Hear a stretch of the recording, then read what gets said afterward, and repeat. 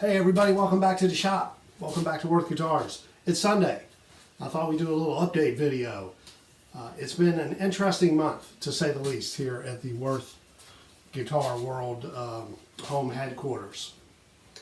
I had some interesting days at the beginning of the month and kind of slowed things down a little bit, but we're getting back on track. We are learning every day a little bit more about how to operate the new machinery that we have. Discovering places to buy better pieces of equipment for that piece of machinery, making new fixtures and things like that. We're working on Rod Watson's bass right now. This is his body. This is what we call an Evo bass. And this is Alder Music Man pickup in there, a Seymour Duncan Music Man style pickup. This is a 5-string. I haven't put the round over on the back edges yet. Got the belly cut in there, battery pocket, and control cavity is in. And we're working on the neck. We're also doing a mahogany version of that bass. This is African mahogany, and it will be up for sale when it is finished. Belly cut. Also still need to do the round over on it. So yeah, that's coming along nicely. And we're working on the neck for Rod's. This is Rod's neck. This is maple, quarter sawn maple, and sapele laminated together.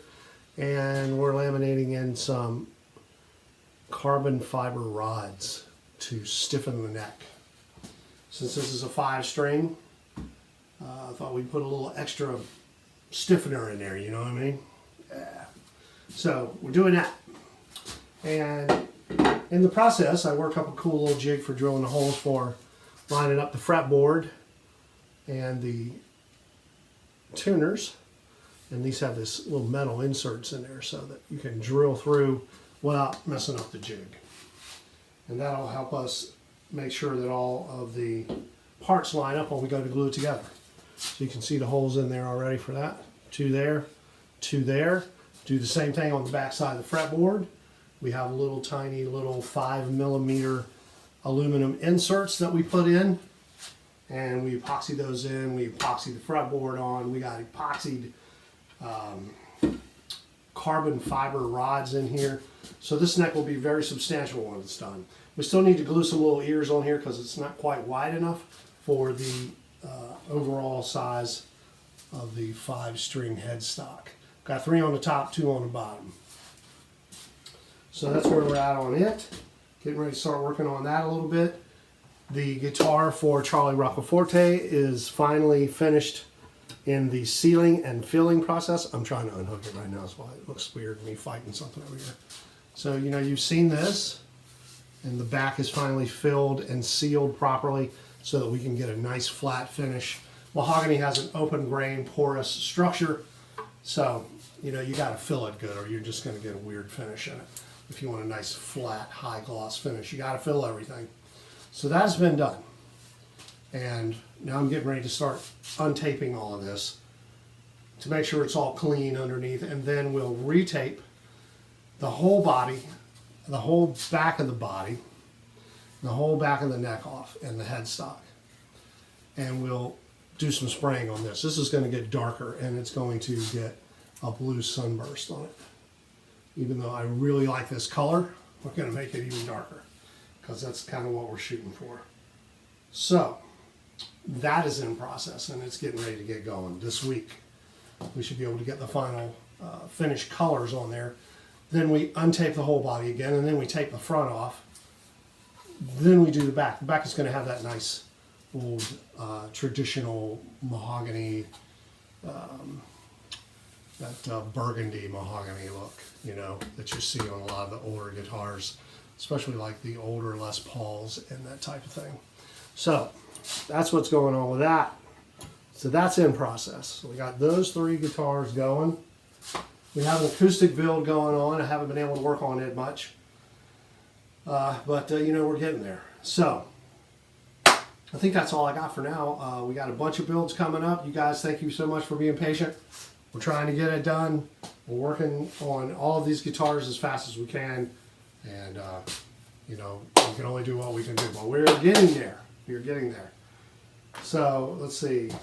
Hold on, let me get the list and we'll see who's coming up next. You guys hang tight. Okay, got the official list here. Let's see where we're at.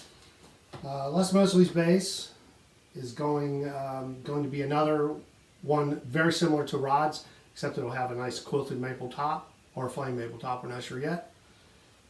That one's coming next, the 5-stringer. Then, let's see, where are we at? Some bass. Lucky Riggs. Lucky, you're up, man. So I'll be drawing your guitar in the software this week. Also, I'll start working on it. I believe you said you wanted one of these. So, got them hanging from the ceiling. Easiest way to hold on to them. So I think you want one of these. Last time you talked to me, you kind of went from a single cutaway to a Celine to now this ST model. So we'll see where you're at. I'll get up with you very soon. Lucky Riggs. And then Gary Hammond. Gary Hammond, my brother, one of our initial early supporters, always been a supporter. Super great dude, love Gary. He's coming up, one of his guitars, and then Stanley Mintz, Jacob's classical guitar, Tony Bullard. So you got a few ahead of you, Tony, but we're getting there. Things are starting to pick up a little because I'm learning more and more every day about how to use the software that we have. And I'm learning how to draw guitars in modeling space, which helps me tremendously in writing tool paths to get the CNC machine to do things like cutting control cavities and pickups and profiles that, you know, allows us to do something else. You know, the cool parts of building guitar, the finishing, the sanding of the neck, the carving, the volutes, the inlay, all of the cool things that really make a guitar special. That machine helps us do that tremendously. I think I might have said tremendously twice. That's how tremendous it is. The other thing is, one other thing, I do have this guitar here, which will be available for sale. This is a one-piece flame maple top, which is very badass. This will be up for sale. The neck is made. I just got to do a fretboard for it. I initially did this fretboard for it with the Angel, but as you can see right there, hold on, I'll get my finger in the right place. Right there, when I sanded the abalone, it did something weird, and it had hidden defects in it, and so that was a serious bummer because I put a lot of work into that. I don't want to say that word so bad, but I'm not, because what good would it do? So anyway, that's defective and I got to start over, and that's a shame. It looks good from back here, but when you get up close, you can see the defect in the abalone. You see that? Right there. So I'm going to have to remake the fretboard for this guitar, but this guitar will be available. It will also have binding on the neck. And we'll go from there. So, you know, building guitars isn't always successful. There are times when things just don't work. And you just go, okay, fine. Throw it in the trash and we start over. Right? That's the way it goes. So I think that's all I got for you guys today. Once again, thanks for your support. Thank you for your patience. We're building as fast as we can build, and we're going to get them done. And thank you again for, you know, the support of Worth Guitars. I probably said that already, but how many times can you say that, right? How many times should I say that? Anyway, you guys be good to each other out there. Don't forget to get out there and support your bars and your restaurants and your bands and all of those people that you love that are out there in your community doing their thing. And buy American when you can. Okay, remember that. If we don't do it, who's going to do it? Right?